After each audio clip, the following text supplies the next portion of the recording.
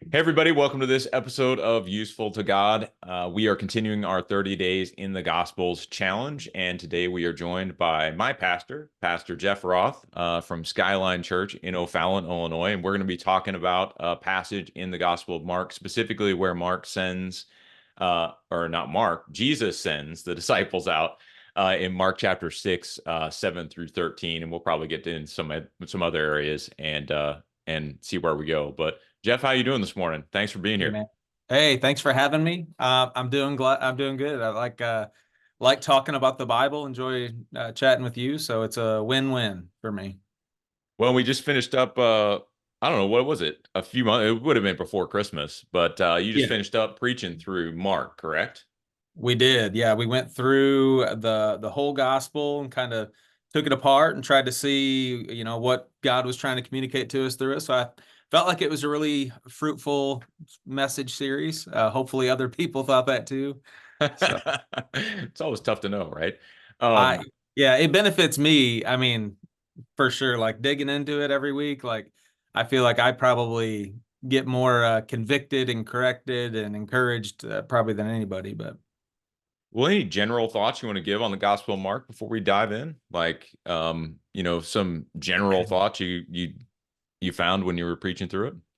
yeah, I mean, Mark's a interesting book. I mean, going back to trying to figure out like the kind of the origin or what order it came into and all those types of things. I remember talking about that extensively in seminary. So it's an interesting book. It's got a little different perspective than some of the other gospels. So um, I enjoyed it, man. I really enjoy all the gospels are good, Yeah. but Mark's up there for me. I like Mark quite a bit. Yeah. He's top four, at It's least. definitely in the top. Definitely top four. hmm Well, cool, man. Well, let's jump into Mark chapter 6. Okay. And this is interesting for me. So I like I said before the podcast, I'm more a Matthew guy. So I've done a lot more study in Matthew. And this passage we're going to discuss has sort of a parallel in Matthew 10, where Yeah. Matthew's sending him out. And then Jesus, this is where we get into the be wise as serpents and innocent as doves in Matthew. Mark, which is kind of characteristic for him, it's the shortest gospel, and so he Yeah. leaves a lot of that out. And so, um, what do you think? Here he is sending the 12 out. Initial thoughts on this passage, where he's calling the 12 together and he's going to send them out and give them authority over unclean spirits. Like, what's going on here? Yeah, there's definitely a lot to break down in there and to read into it. One of the interesting things, first of all, I'll confess to you, I was looking through my message notes and I was like, okay, let me study up on Mark 6, 7 through 30, see what I preached about in this. And apparently, I was out of town that week and somebody else preached this text. And so That's uh, awesome. so I got to do kind of like a study apart from that, looking into this. But Good deal. um, yeah, so it was good for me, and I guess I kind of made notes and looked at where would I have went with it? Do I think in this short time? So it's interesting. Like the big 3 points, I would say. Like he sends them out in pairs, which obviously there's a lot we can read into from that. He tells them go without extensive provisions. Like it's going simple, and so a lot of the commentaries, like how much do we read into that? Like, is that like applicable to us today specifically, or was that something specific for them? And then of course, like the shake the dust thought has always kind of come up and talk about what that means and what that means to us today too. So there's a lot of interesting things in there. Probably if I could, this is like a weird place to start, but one of the interesting things since you brought up Matthew is that Yeah. I think it's in Matthew he talks about not bringing your staff or Yes. and then in Mark he allows them to bring it. And so like the conversation of like why does one place Yeah. and what I read, and I'd love to hear your input. What I read was the thought that like in Mark, he's talking more like the shepherd's staff, like your walking stick, and perhaps in Matthew, he was talking more about along the lines of like a I don't want to say maybe a club. You think like cavemen when you think of club, but something like a weapon towards. Yeah, it's definitely interesting. I mean, as we look across the Gospels, I think it's easy to get. So my first comment would be it's easy to get caught up in the tedium of the two Gospels, right? And Sure. really trying to Yeah. figure out how these two things fit together and miss the sort of spirit of both messages, which I think is, as I studied Matthew and now that I'm studying Mark, I still think both apply to this idea that the disciples are being trained to live in dependence, Yeah. not independently, but independence on Hmm. people who are amenable to the message of the gospel. Yeah. And so that comes out really clearly in both. Um, I would say that probably the word for staff is the same in both places. I'd need to double check that. And Yeah. so I think this is just sort of a challenging moment, right, for those of us who Yeah. read through the two gospels to say, which one was it? You know, and why is it that Matthew records it one way and Luke records it the other? But I'm not sure 100%. I've never really looked at that too deeply, but it's definitely something to kind of dig into. But yeah, overall, I find so that is how I tend to read the Gospels, though. I don't get too caught up in some of these like sort of smaller, what I would consider to be smaller issues, Yeah.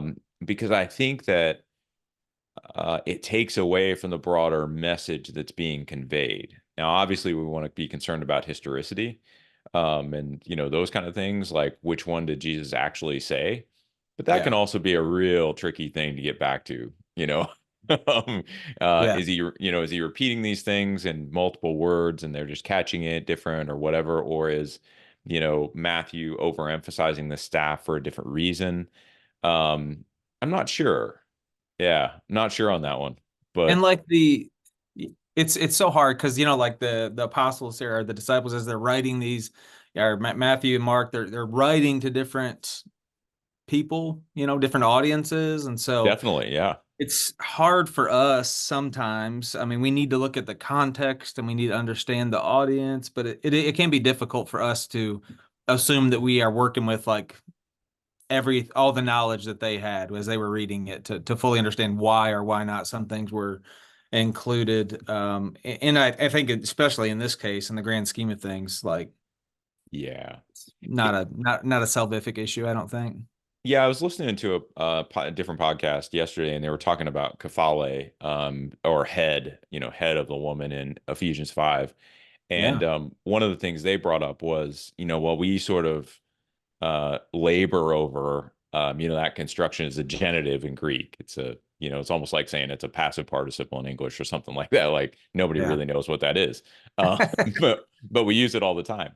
And so their point was, we labor over this genitive in Greek because we don't have the same intuition that Yeah. the people who are reading these texts had.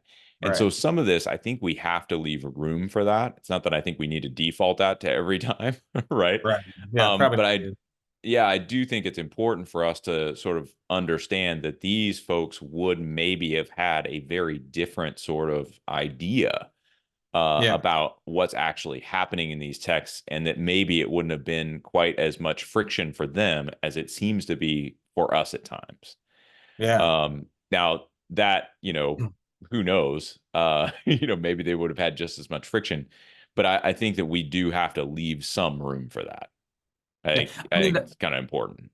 I mean, you could go across the world and notice, like I've preached a couple times in some different countries, and like even Yeah. like in India, like I just like as I was going through my message and even preaching, I'm like concerned about like the nuances that I might use, or like things like how are they going to interpret it, and Yeah. like it's just across the world, like on the same, we're in the Right. same time, but Right. Time much span. less Right. you go like 2000 years forward, how are people going to like hear anything that we've said or wrote, and then 2000 Yeah. years backward, like there's going to be a lot of different nuances in there. Yeah. Yeah. And I did look it up. I was able to look up in Greek. It is the same word. for staff on both sides. So that doesn't help us at all. So I think Yeah. it's just something, maybe they were different kind of staffs. Maybe, Mark is, it's unclear, because in Matthew, just as a for instance, he says, acquire no gold or silver. This is verse 9, 10:9. Acquire no gold or silver or copper for your belts, no bag for your journey or two tunics or sandals or a staff. I'm wondering if two carries through there. Yeah. And so in Mark, you don't have this reference of multiple tunics, multiple anything. And so Hmm. my gut would be the two Yeah. tunics, sandals or staff would carry through that. In other words, don't take extra provisions, Hmm. because I don't think he's telling them to go out barefoot. Right. Right. Yeah. Right. And so that's sort of my immediate, like, I think that's probably what happens. The two carries through. And so what you have then is Mark saying, no, just take the staff, but he's leaving out all the rest of these things. His Right. omission, in other words, of some of those other pieces, makes that more Yeah. reasonable. That'd be my best guess on it. Yeah. I think that sounds pretty reasonable and fair, Feasible considering. at least, right? Yeah. I'm buying it if you're selling it. So That's nice. So yeah, I think we're watching this. So Jesus sends them out and they're learning this dependence, right? yeah. In both passages, he's also giving them this authority over unclean spirits. Hmm. Um, what do you, what is that, right? When you look at that, obviously Mark has done this before. Like the disciples there's a lot of exorcisms, there's a lot of, removal of demons and those kind of things in Mark. What do you Yeah. take from that?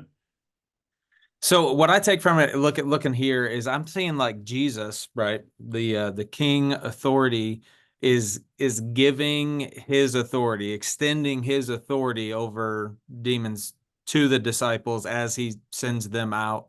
And so I see this as like an extension of Jesus. They are going out as an extension of him, and they're using uh, not their own power, but his power being channeled through them to do these things. And I think in their culture again, and their society, I think this idea that how are you, as you go out into the world and you're telling people about the gospel, or you're calling them to repentance, like these signs mattered. And so as they go to meet these people, and these people who are hurting, these people that are struggling with whatever demon possessions, mental illnesses, struggles that they're facing, this healing made a statement to them that showed some sort of authority over what seems to be uncontrolled by the common man.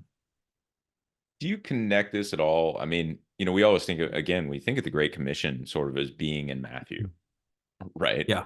Right. But if we look at Mark 16, right, Yeah. he gives a very similar Great Commission. Now we sort of have the problem of Mark's ending and, Sure. how far does this go and all that kind of fun stuff. But, um, he does tend to talk about the Great Commission. If we look at even just the passages that are actually seem like they have really strong textual warrant, like 16 and 17. Whoever Yeah. believes and is baptized will be saved, but whoever does not believe will be condemned. And these signs will accompany those who believe in my name. They will cast out demons. They will speak in new tongues. They will pick up Yeah. serpents with their hands. And, like there's some of that just seems so odd to us, Right. right? But Mark is now tying it in, it seems, to this sort of Great Commission moment. Hmm. Now, I think that if I'm correct, that some people have the book ending at 8. Am I right about that? Verse Yes. 8. Yep.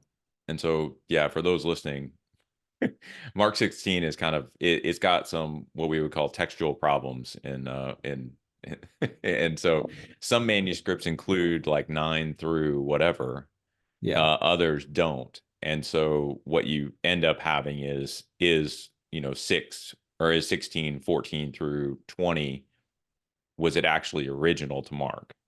Right. Did you look at any of that, Jeff? Do you have any thoughts on it? Yeah, so this is actually like a weird question that even before we got into Mark, there was a young high school girl that I don't even remember what she was doing it for. She was doing some sort of report though, and she like threw that question at me, and I was like, holy smokes, I probably should have a good answer on that. But yeah, basically what you said is what I came to is the earliest manuscripts, that's the thing about Bible that's amazing, as we find manuscripts and dates and when they come from. Yeah. There's so many, but we try to go back to the earliest to seem the most reliable. And in the earliest manuscripts, that part wasn't there. And so they tend to view that. I don't want to say with an asterisk, but kind of in our Bibles, at least in mine, it makes a point to let you know that the earliest manuscripts don't include this, and so Yeah. just keep that in mind as you read through this. And I'm very comfortable with 15 and 16. But then when it starts talking about picking up snakes and stuff, I'm like, oh, I don't. Right. 18 through 20 gets a little a little It's a little wonky. here, yeah, yeah, Well, and just to give people a general idea of how this would work, like why the earliest manuscripts are more reliable and why yeah. you have variation between different Bible versions. So the most modern translations, like the NIV we'd be used to, or the ESV, and New Mhm. American Standard, those kind of Bibles, they use an early manuscript strategy, and so they tend to wait. If there's textual variants, you look for the earliest manuscripts and usually opt for those. There's a lot more that goes into it. Usually you opt for the harder reading and stuff like that. But the earliest manuscripts are a really good sign that this is probably more original. And the reason for that, and the reason why it may differ for those of you who may be reading out of like KJV or American Standard Version or something like that, is those translations use what they call a majority manuscripts strategy. And so if you can imagine, if there's 500 copies of, Gospel of Mark that has, 9 through 20 included, and there's only two without it, but they're earlier, then the KJV and the ASV tend to opt with the 500 manuscripts.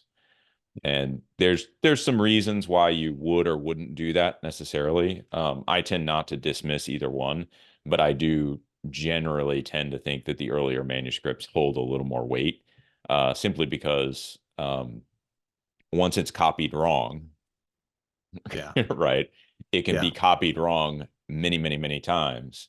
yeah. And so the majority of manuscripts is probably less significant in my mind as evidence than an Mhm. earlier manuscript would be. So that's Yeah, just a general summary introduction to yeah. Yeah, I think you did a good job summarizing that there for a everybody. little quickie. So, okay, so back to this idea. So what is he Yeah. sending them out for, right? So he's obviously called the disciples. We're back in chapter 6. He's called the disciples, he's sending them out, but why? Why Hmm. send them out? Like, Yeah. what do you see this really doing in the life, the sort of warp and woof of Jesus's ministry? So maybe a couple things. I think one thing that's a good possibility is like you think of like the idea of apprenticeship, which is like Yeah, I do, you watch, and then you do and I watch, and then I send you out. And so I think this is a part of that. Jesus is always working with the grand picture in mind, and he's thinking, I know there's going to come a day where I'm going to be gone, and these guys got to be ready to go do what I've called and disciple them to do. And so he's preparing them for that, and he sends them out to do that. So I think that's a big part of it. Like I think getting the message out is also a big part of it. But he's giving them a taste while he's still here, right? He's yeah, giving them a taste of what it's going to be like to be rejected, but also to be received. And we see that both happening here. Like he's, connect and stay with the people that are receiving you. Pour into them, shake your dust off the feet with the people who are rejecting you. And then Jesus then after this time has the opportunity to kind of come back with them and say, okay, how'd it go? Tell me about it. What was good? What was bad? What'd you learn? And Jesus then can encourage them. I also think it's cool that like he sent them out in pairs. Like he could have done, so he could have covered more ground if he just sent them out one by one. They could have went more places. But Jesus, of course, I think saw the wisdom given to us in Ecclesiastes and throughout Scripture that there's power in numbers, and so it's not only safer, but they have accountability and they have support, encouragement, in success or rejection, this accountability matters. And so Jesus has, it's amazing, like not just in scripture, but like in our lives today, he's got a plan and there's a purpose in what he does. And it's kind of one of the fun things in scripture to look at texts like this and say, okay, like what was the purpose? Why did he do this? And it maybe helps us understand a little bit more of what he's sending out us out to do as well today. So when you read this, I've always been, when I read the Gospels, there are some aspects of it that I see as descriptive. So they're Mhm. describing what's going on with Jesus and his disciples, and there Right. is some point to that we can take away from it, right? It's not that it's just a description of something that we can sort of go, oh, that was interesting, and then leave behind. It still Yeah. has some sort of a authoritative impact on us. But then there would also be some things that are more prescriptive that I would say, yeah, this very much applies to exactly what we're supposed to be doing today. And even to some degree, the mechanism that we're supposed to do it through. Yeah. So when we look at this, and you mentioned it before, like when they're taking no money, no bread, no anything out to the mission field, do you see that as sort of a prescriptive, like a normative kind of idea, or is this Jesus in training, right? Yeah. In training his disciples to do something, he's not intending them always to go out empty-handed. Yeah, it's great. Great question. I love talking descriptive versus prescriptive. Like the first time I ever heard that was in talking about like your love stories. Like how'd you meet your wife? You know what I mean? Like, and I think that you sometimes you hear how somebody, fell in love and you're like, oh yeah, that's a cool story. I want that to be my story. But those are descriptive stories. Like, you know what I mean? Like I met Right. my wife and like long story short, like she didn't call me back one time, and I said, God, if I'm gonna marry this woman, she's gonna be the one to contact me. Now, like that's not a prescriptive story for people. Like don't I wouldn't tell my boys like, hey, do this. Just pray that she'll. That's descriptive, and so I love having that conversation. Yeah. That's probably my favorite descriptive or prescriptive story of my own. But in this text, though, I do see it more descriptive myself. I think there's some, things that we could take as prescriptive. I think the overarching theme of dependence on God, like when he's sending them out Yeah. with little to no provisions. I mean, Jesus is doing that for a purpose. He wants them to depend on God, depend on him, trust in the Lord to provide. Like that 100% is what he's trying to accomplish here. But I also don't think that means, okay, somebody wants to go on the mission field, get out of here. You know what I mean? Like take off and trust God. Like I don't know that that's the best way to do that too. But I don't think that like I don't think this is a total prescription of how you send out missionaries. But I think there's some things we can learn from it, which are important. I read one thing which said like even like the shake the dust thing in terms of that being descriptive or prescriptive. Yeah. Uh, he said like in a short term mission trip, which is what they were on. They were on short term missionary journey here. Like that's probably the better way to do it. So you keep moving on, you keep reaching out. But like if you're like moving to China or wherever and you're trying to reach that people and you just shake your dust off every time somebody rejects you, like it's probably Right. not a good recipe for success. Yeah. It really does kind of seem like, and I guess then the next logical question. So I tend to agree with you on the descriptive. I guess the next logical question is, since we very seldom do this, Mhm. right? In other words, I think we're far less likely to go out ourselves without provision ever, Right. right? Yeah. Um, how do we go about learning this sort of dependence? Because again, I think we agree it's not descriptive. It is descriptive. Mhm. Jesus is trying to teach them dependence, and he's Yeah. trying to give them a structure within a short-term environment to say, listen, if people are listening, stay. If people aren't listening, go, right? Because you're coming back, Mhm. right? I'm Yep. not planting you there, right? Right. You're going and you're coming back. And so how do you see that? Do you see that happening for us today as Christians? Yeah. So I feel like my journey, and like I've been a pastor now for I've been pastoring for 20 years. Um and 18 of those it's been like, kind of mainly full time, but like even in my journey, I feel like although I've had a job or a salary in all those places, uh wherever I've gone, like it's been constantly learning dependence on God. And Mm, maybe sometimes it's financially, because yeah. sometimes in ministry just don't make enough to make the ends meet.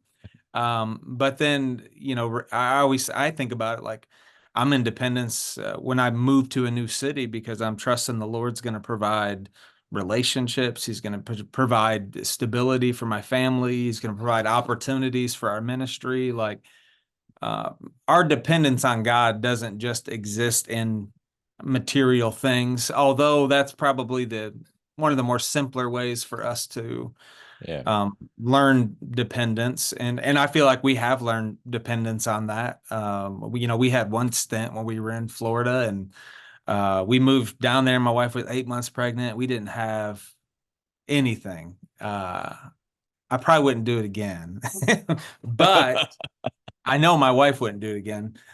But like super long story short, in that period of time, we learned more about dependence on God than in the previous, 24, 25 years of our life, just because we were so far away from everybody. We had nothing. And then we look back to that point though, and that's like totally changed our worldview, our understanding of God and his provision since then. And a Yeah. lot of times when we, are wrestling with dependence, we go back to that time and we remind ourselves of how God was faithful then. And so I think that those opportunities, if you're following Jesus faithfully, are going to find you with that test your dependence on him.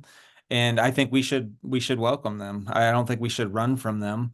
I think we should welcome opportunities to be dependent on God because I don't think specifically in America, and this is generally speaking, but specifically in Yeah. America, I don't think we have to be very dependent on God, because we have jobs that pay the bills, or we have food on the table, and so like a lot of these common things, we're not praying every day, Lord, please provide some bread for my family, and so Right. we tend to do things on our own, and in doing that, we miss out on the blessing of learning dependence on God.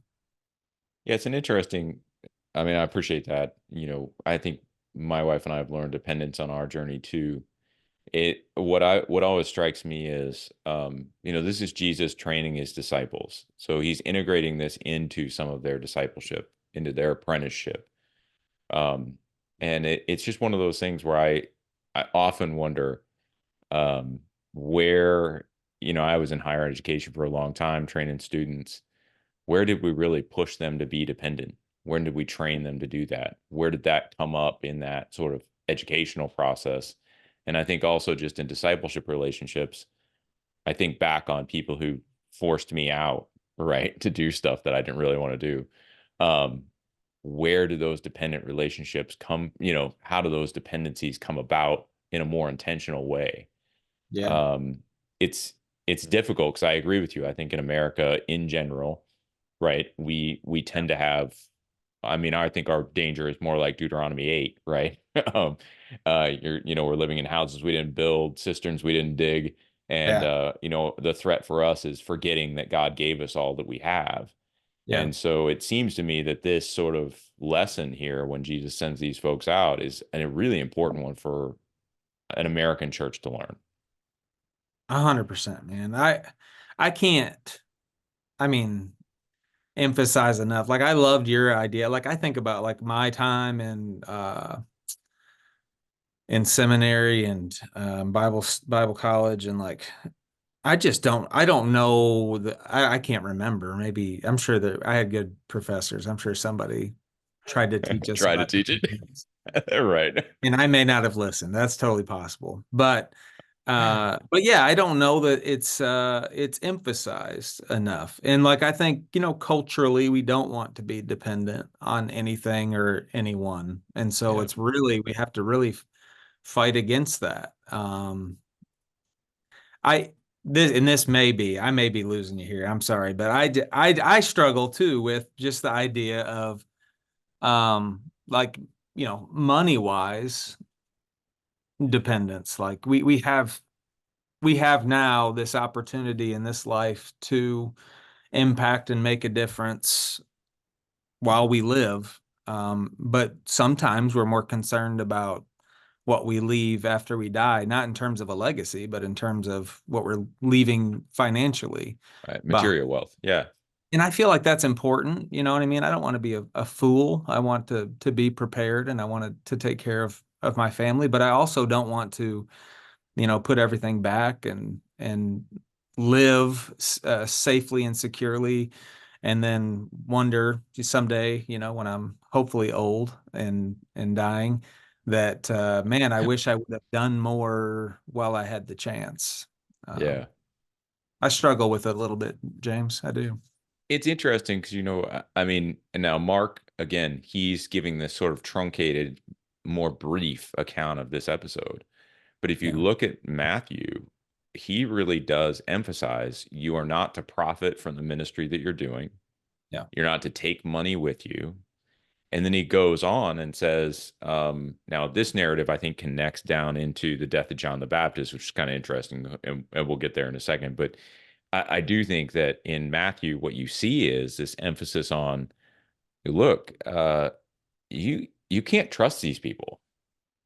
Like the Yeah. folks who reject you, like you're crazy if you trust them because they're gonna betray you. I mean, that's Yeah. the whole point. I'm sending you out as sheep amongst wolves. Even if the wolves start dressing like sheep, you can't trust them. Right. They're And still. yeah, and I think in that mix, right? And this is not specifically in the text, so it'd be more of an implication of it, I think, is to the extent that we trust the world systems and structures, Yeah. right? We are making a mistake because those systems and structures are, at the very least, I think we could say, not as sure as we would like them to be, or maybe not as sure Right. as we think they are. Yeah.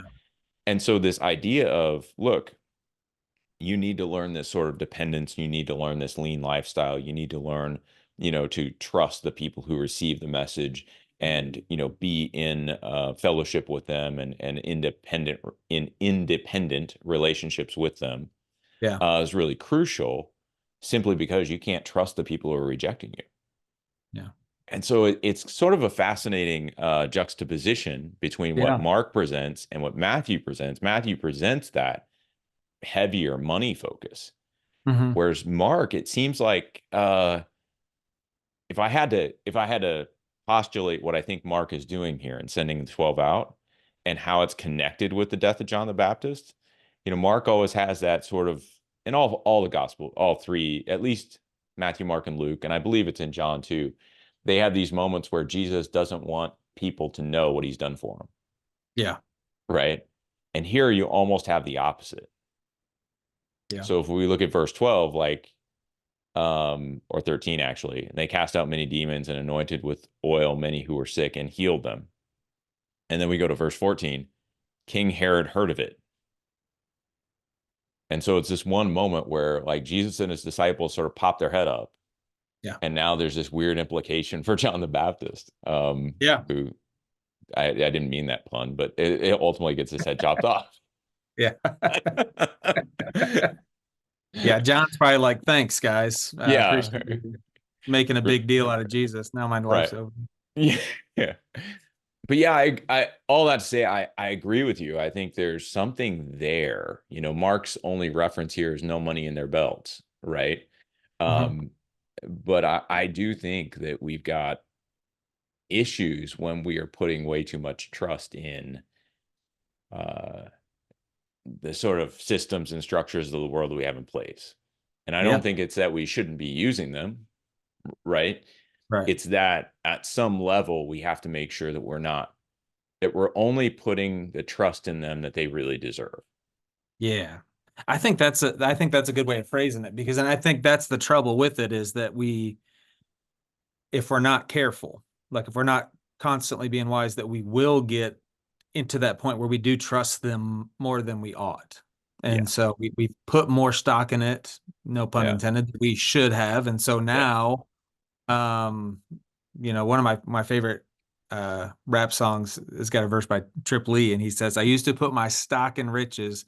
I had a stock exchange. And so we have to constantly remind Yeah. ourselves, like, it's okay for me to put some trust in this, but I cannot forget where my complete dependence relies on.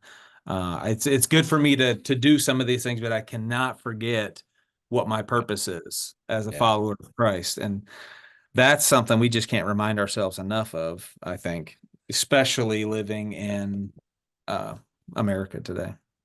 Yeah. Well, how do you feel about the connection? So, and I know we didn't talk about going here, but what do you think about the connection between this narrative and the death of John the Baptist? I mean, for me, it probably is sort of mixed up in that messianic secret, but I don't know whether you dealt with that a lot when you studied through Mark, and, why Jesus wanted to keep things so under wraps. Like, you know, Yeah. any thoughts on that? Well, so I did not wrestle or deal with it a lot when I went through Mark. My thought process along with Jesus, because it is so weird that he's constantly like, "Hey, don't tell anybody, or keep it on the Right. down low." And it's like, well, man, you're like the Son of God. Don't you want everybody to know? But once again, I think Jesus had a plan. He was working that plan out, and the plan was that he knew once his name was out there, once it was clear to Herod and whoever else that he had some authority and some power, that those authority structures were going to come after him, and Yeah. so he was trying to set up his timing, so that he could accomplish his purposes. And sometimes that didn't line up. Everybody was like, well, why don't you tell more? Why don't you do this? Because that wasn't in his plan. It wasn't a part of his purposes. And Jesus had a timeline that he worked out, and it worked out to perfection. And it could be drawn here that John the Baptist paid the price for that timeline here. But John the Baptist, one of my favorite dudes in the Bible. I love his rawness and realness Yeah. and humanness. And I think from what Jesus says about John, and from what John says about Jesus, that uh, John had no problem. He had no problem dying on behalf of Jesus, because that's what his life Yeah. was all about. Well, I think it's really interesting because that, you start to see King Herod is no friend of Christianity, right? Right. And so now, if we framed it in terms of Jesus's concern to, sort of like you're saying, work that plan through, he knows where he's headed. He's headed to the cross. And Hmm. so it's almost like he's managing the message that gets out about him, so that Yeah. he doesn't build this critical mass of revolution, right? Yeah. Or critical mass of people, so that he becomes too dangerous too fast. Yeah. Right. But at the same time, then he doesn't want to not help people, right? He doesn't Right. want to show signs and draw the people in. And so he's just trying to manage these two sort of Yeah. poles. And here, as the disciples go out, I mean, King Herod gets freaked out because he thinks Jesus is John the Baptist reborn, right? And Yeah. it's like, it's just a very interesting narrative here that we get to learn then what happened with John, Hmm. and that now Herod, Jesus is sort of on Herod's radar as the guy who he beheaded, now raised. Yeah. And it to me, it almost underscores some of the secrecy that Jesus is trying to keep under wraps. Like, it's not that Jesus is making a mistake here, but it starts to highlight the problem that he's dealing with. Yeah. That he can't, and he won't, right? That's the interesting part of it. Like, the cross is Yeah. going to happen no matter what. Right. But there's this interesting dynamic of the choices Jesus is making and the way that he sort of frames himself and manages this perception of him as he goes toward the cross. is actually important to his earthly ministry. He's not trying to do more than God has given him to do. He's Yeah. just trying to do exactly what God has given him to do. Yeah. It's sort of a fascinating. I tend to think of it. Maybe I'd be interested in your thoughts on this.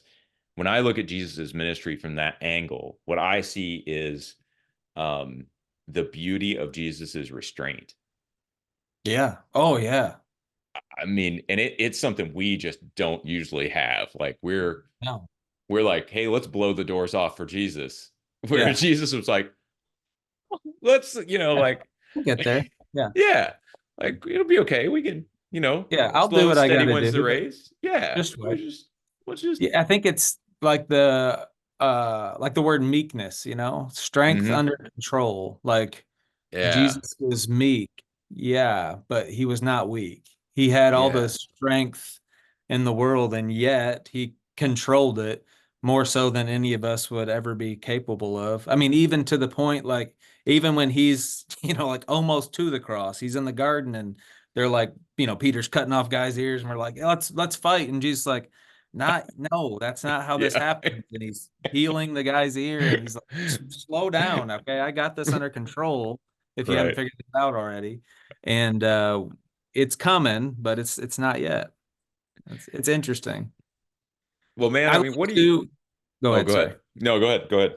I was just going to say, like, we got talking about Herod for a second, and I just think that there's perhaps some form of a connection with him representing like authority, whether it be Yeah, political, cultural, whatever in the world today, and like whenever there is a threat to that authority, Herod, Herod in this case, Herod goes after the threat. Like if it's a threat to our belief system, it's a threat to our culture, if it's a threat towards Herod's going to knock it out. And I think that exists still in our world today. That whenever Christianity challenges the authority yeah. of our culture, culture will fight against that resistance. What Any I thoughts? Well, yeah, I would say, I think this is an area we just have not thought about well enough as a church. Yeah. So I look at something like, let's say, Titus 2:5, right? Titus 2:5 is about the way Paul is giving instruction about how to teach young women to behave within the household. And he Yeah. does something similar with slaves later on. And I think there's a way for us to read that, and many people generally read it like this. We're trying to keep these women in line. They need to be, subjected in a certain way, and this is about male authority and patriarchy, and those kind of messages are all over the place. I tend to see it a little differently.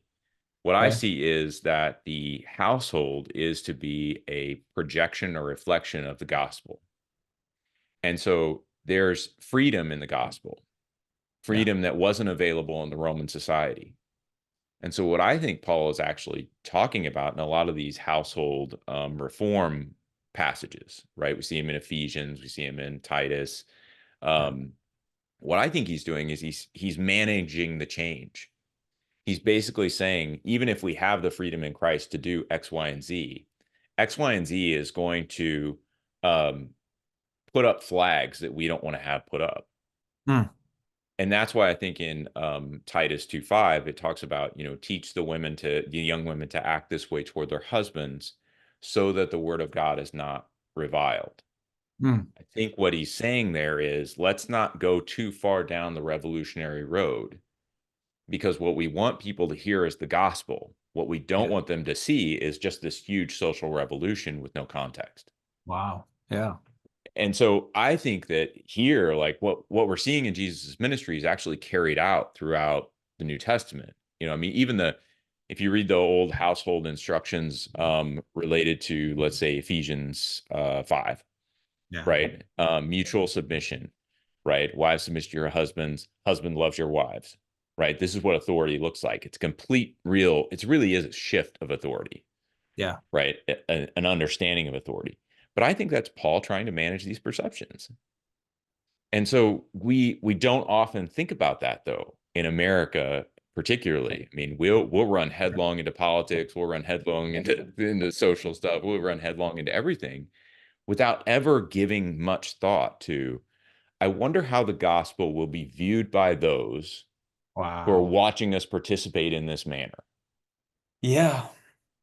I see that nonstop, dude. When I'm just watching, I don't watch the news a lot, but when I do, or when I see on, whatever social media site, Christians, who are, Christians who have Christian leaders who have some element of clout, and they are just making a big deal about stuff that is not a big deal. They're majoring on the Right. minors, and it's like, and everybody knows you as a pastor or a Christian leader, and now like that's what they think of. They're thinking of that topic, that subject, that political issue, and they're affiliating that with Christianity. And The gospel.